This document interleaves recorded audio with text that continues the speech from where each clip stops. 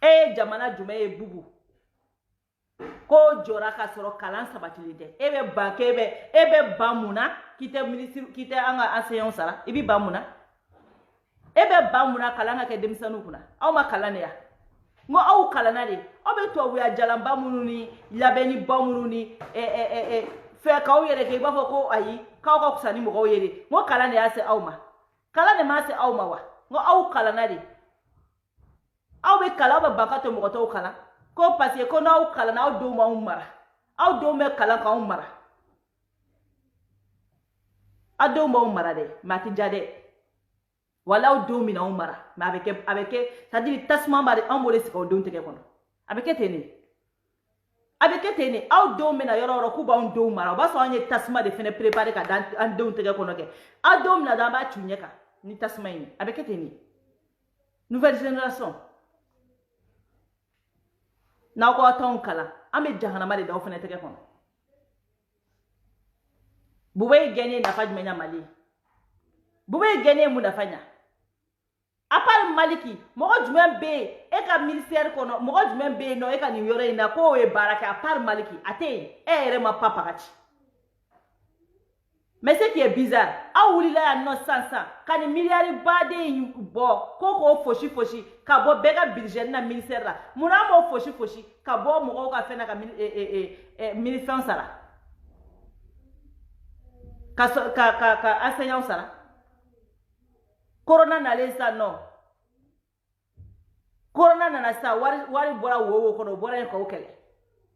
jamana jumɛn bɛ avancer ka sɔrɔ école bɛ duguma jamana jumɛn Mali yɛrɛ kuru kara bɛ 15 000 enseignants dɔrɔn 15 000 enseignants hein maître ba 15 dɔrɔn ministre muso en paririgela bay mimi yɛrɛ kɛ manu kɛni mimi yɛrɛ kɛ ina fɔ ale ɲɔgɔn tɛ mimi yɛrɛ kɛ ina fɔ ko buba ka godo an t'a dɔn an mago t'i ka ministre la han moi j'ai pas besoin i ka kɛ ministre ne mago foyi t'o la i ka ministre ye wagati de ni buwa bɔra i bɛ bɔ yen ni buwa bɔra i bɛ bɔ yen tɛ sa yen dɛ anw bɛ waritigi dɔw musalaka kɛ mais e tɛ musalaka dɛ ministre fara fɛn kan ne t'i musalaka dɛ ministre fara député kan ne danni ne t'i musalaka cɛki ni bɛ taa di kɔsɔ minnu bɛ ministre la ATT tile la o tɛ o minnu bɛ Alpha tile o tɛ o n'o san ba le koyi n'a ma kɛ ka ɲama dɔ kulo la de non i tɛ nin ye jamana foyi kɔnɔ ni Mali tɛ bilahi i tɛ nin ye diɲɛ yɔrɔ si ala ka dugukolo kɔ kan ni Mali tɛ pendant que jamana école karamɔgɔw bɛ grève la an dɔgɔninw tɛ ka kalan an denw tɛ ka kalan an balimaw tɛ ka kalan e bubu e wuli o wuli wari tɛ jamana kɛsi kɔnɔ anw de wula ka fan bɛɛ kɛ mankan ya ko état ka wuli coronavirus ko in na ko ka sadi ka corona bila jamana kɔnɔ denw ye aw ka jago saraw kɔ bi de e ni ala cɛ o wari min labilala 500 et quelques milliards e ma dɔwɛrɛ sɔrɔ k'a kɛ dɛ e ma se ka anw ka enseignants ka olu ka sarako e ma se k'o ɲɛnabɔ e ma se ka sécurité ko e ma se ka foyi k'o la dɔgɔtɔrɔ bɛ mankan na diɲɛ don o don hali Kayi an kɔrɔ semaine tɛmɛnen na dɔgɔtɔrɔ bɔra ka fan bɛɛ kɛ mankan ye ko masque t'u bolo gel t'u bolo wari min débloquera ko k'o don matériel la ko k'a di dɔgɔtɔrɔw ma k'u ka jamana kɔnɔdenw furakɛ n'a ye coronavirus la e ma dɔwɛrɛ sɔrɔ k'o kɛ bubu fo ka taa o wari ta ka togo di artistes ma ko parce que k'an bɛ coronavirus la k'olu tɛ ka se ka dɔnkili da e cɛ ne ko aw bɛ réfléchir n'aw kunkolo de ya ou bien aw sen de ya mais c'est très grave e ni ala n'a kɛra ten ko artistes comédiens dɔwɛrɛ tɛ dɛ tout simplement parce que élection 2018 la comme président ye milliard caman ta k'a di nin comédien kelenw ma u ka wuli ka fan bɛɛ kɛ mankan ka campagne kɛ e bubu e fɛnɛ bɛ o campagne kelen de la sisan e masa ne ko anw bɛ kunu waati jumɛn anw ka jamana marabagaw u bɛ hakili sɔrɔ waati jumɛn k'u mago don jamana kɔnɔdenw na artistes couvre-feu min daminɛnen filɛ bubu ne bɛ e ɲininka o minnu bɛ fɛɛrɛ kɛ su fɛ ni aw ko mɔgɔw ka don 21 heures olu tɛ ka se ka fɛɛrɛ kɛ bilen olu bɛ balo cogo di e bubu e miirila olu la wa restaurant tigiw hôtel tigiw aw miirila olu la wa mɔgɔ minnu bɛ bitiginiw feere est ce que aw miirila olu la wa e m'a dɔn nin ye manamana ko da ye e Boubou Cissé comment c'est possible e bɛ se ka ni wari baden bɛɛ bɛ sɔrɔ e se k'a fɔ ni wari an bɛ dɔ purutine na ka di école maître ma aw bɛ taga an ka wari ta k'o di comédien ma u nafa jumɛn b'an ye u nafa jumɛn b'an ye han aw bɛ taa ta ka di artiste ma u nafa jumɛn b'anw ye mais école maître nafa b'anw ye école maître nafa b'anw ka siniɲɛsigi ye école maître nafa b'anw ka Mali ɲɛtaga ye Mali développement aw delila ka Mali jamana jumɛn k'a développer ni artiste ye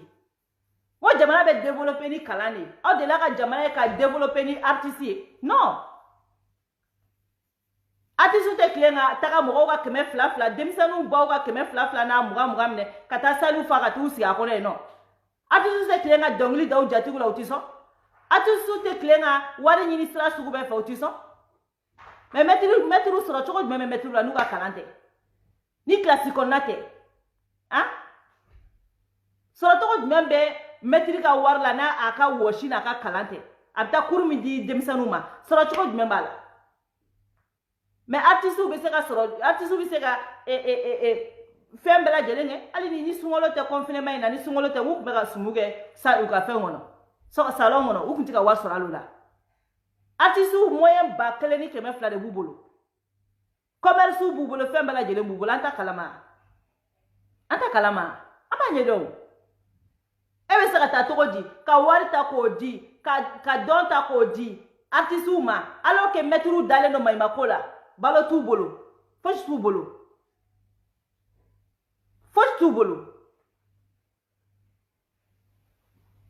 i ma baara kɛ bi Boubou i ma baara kɛ sini ni mɔgɔ y'a fɔ k'i ye baara kɛ i ma fosi kɛ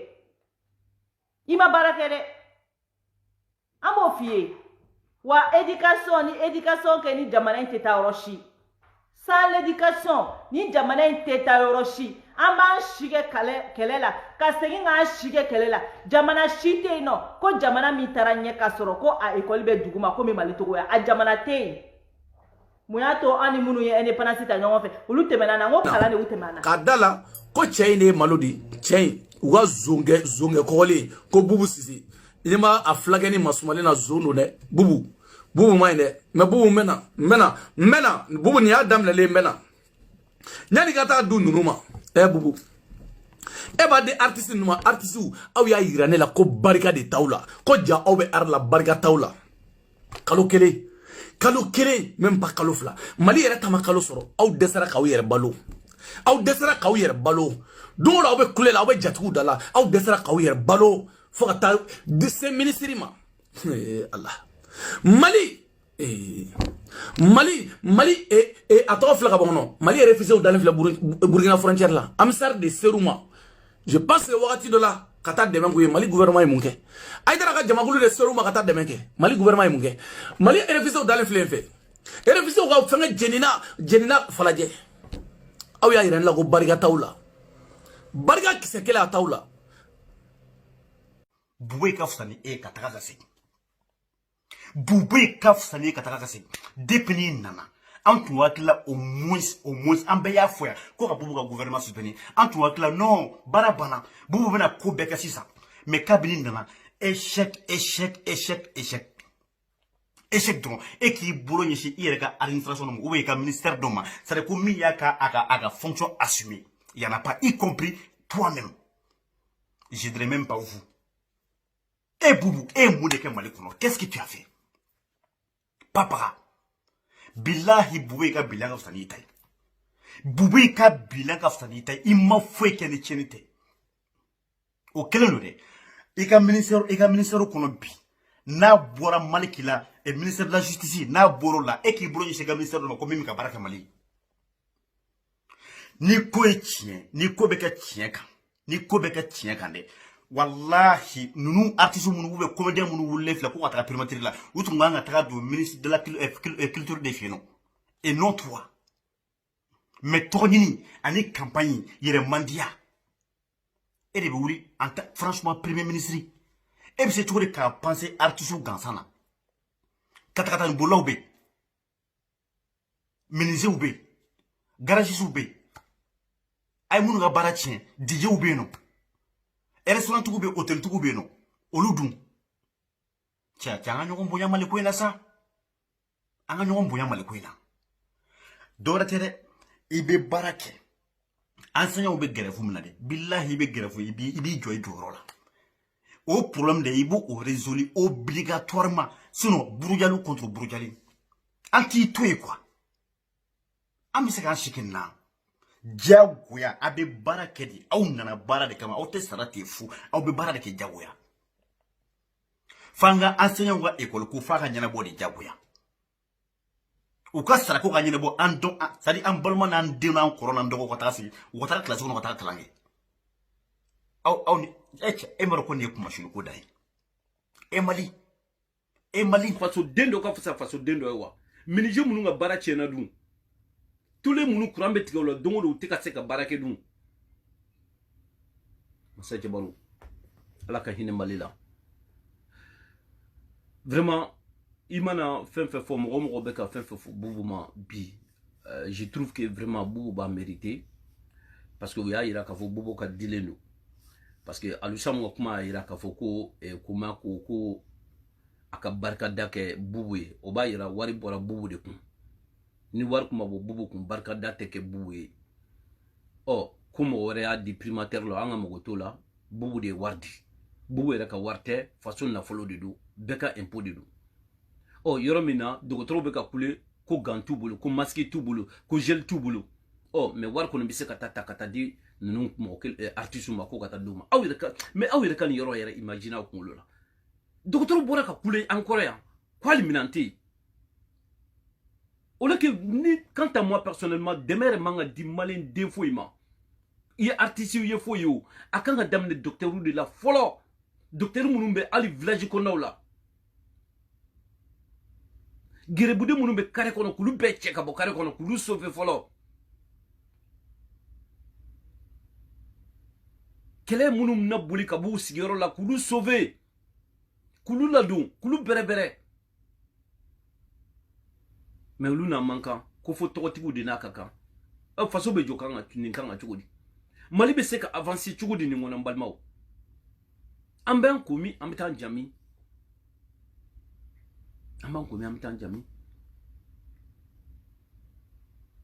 ala ka here ke mali Boubou Cissé vraiment amena le akoni c'est fini amena to ka vidéo calé ka sisa Boubou Cissé koni amina to ka vidéo de ke Boubou Cissé ga ima barake papa ka chi ma ke mali kono wa Boubou e kusarani Boubou e gena fu Boubou e mi toine e keme flane ke ka faruka inali ma ke foshi e malima i poro waru ka eno epta ka waru di amake Boubou ta nyogona ya ni muye i fasada ibe wadi doma otenia au be kele ni mi fasada ibe wadi doma oteni donc ni mi makuma ite fendoma ni metru i fasada ibe wadi doma ote u beta tienle do u kecho laje ke mais u kecho laje mais malgré taxi bolaw wallahi u betoro la sotrama bola u betoro la no li sira Boubou Cissé ma ala te so ala anga tien fo nyoya nesa anga taka boya anga tien fo nyoya anga taka boya munu mago be balo la balo ma do ma fo munu mago tala to nyini kama Boubou Cissé wallahi okol metro ye fenges nyina sungolo la uye sundo ni gela mi bela jele bado Boubou Cissé ima maloboro duma ima hinu la ka maloboro duma Boubou Cissé te hine billahi te hine ema maloboro duma ima hinu la ka malo duma fe malo taka din nama wa Boubou Cissé ame nyona de ne yibe ga kele indila ne mbay be ga la ka daga ko docteur Salimi kera docteur ye tara gerefu na mo mi sara ama boka kuma de wa ma ko foitala nga jamana la fule na fo mali de ba ala ejenda mako foitala ama ko foitala Boubou Cissé ne ta chwe ko artisu ebe artisu dita katanga malobora ta kadoma jamana wari Boubou Cissé ya boy yere kuma e kali na soro na fule ngori yere ku iga boy ga formalia wi ko balo boro mi duruma anafolo alla sura kera wa kemedi amba do million godo mais ni wa kemedo ni abo yere en fanimba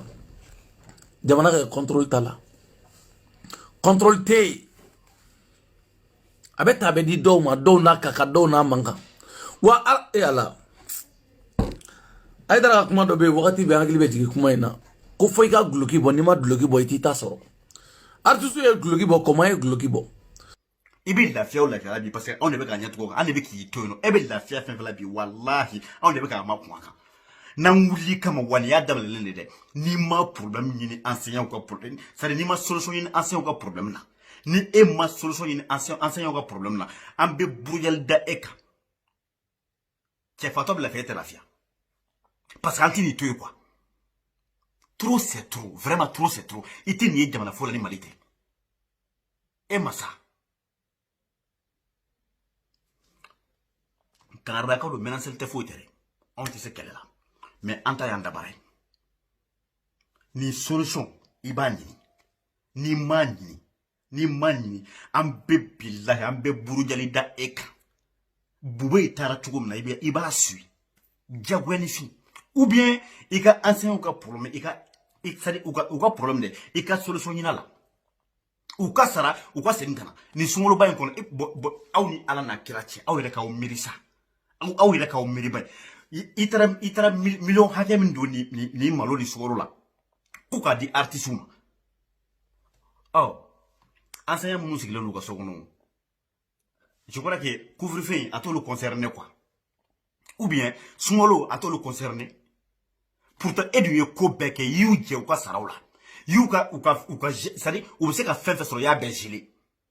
y'a bɛɛ gelé k'u ka sɔrɔ sira bɛɛ datugu bɛɛ b'a dɔn k'a fɔ ko enseignant balo tɛ foyi ye f'a sarani ko mais e y'o bɛɛ tigɛ e ma miiri olu ma sunkalo in kɔnɔ e ma miiri olu ma couvre-feu in na ou bien olu mago t'a la ou bien artiste mais franchement pourquoi artiste pourquoi artiste pourquoi comédien dɔwɛrɛ tɛ dɛ parce que ni 2023 labɛntɔla de min kɛra 2018 de boy min ɲɔgɔnna kɛ comédien ni artiste la dɛ k'u san ka u tugu a kɔ dɛ e fana bɛ ka na n'o ɲɔgɔnna de mais a tɛ passé yan an bɔra ko kalama